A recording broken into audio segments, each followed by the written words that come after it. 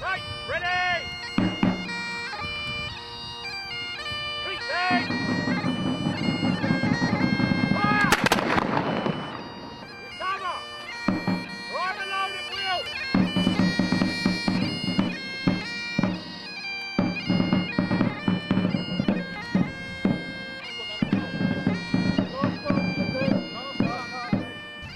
Here we are at the historic Royal Dockyard in Chatham, where we're going to meet members of the 1st 42nd Black Watch Royal Highland Regiment, who are a group of historical reenactors, and they're going to explain to us all about the Scottish soldier, the Highland soldier, what he wore and what he did in the Napoleonic War.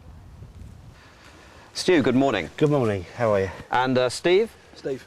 How do you do? So you're going to explain to us this morning the kit, the equipment and the dress of a 42nd Highlander in the Napoleonic Wars. That's right, yeah, from head to foot. From head to toe? Well, Yes. well, that should be quite interesting. And we'll, of course, find out what they wear under their kilt at some stage, I hope. There was nothing worn, it was all in perfectly good working order. Oh, well, that's good to see. It's the normal answer.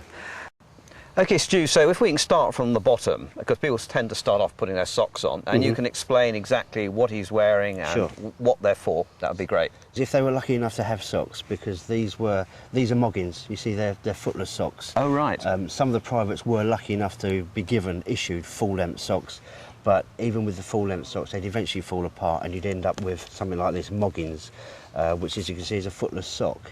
No elastic, obviously, in those days, Yeah. just a woolen sock.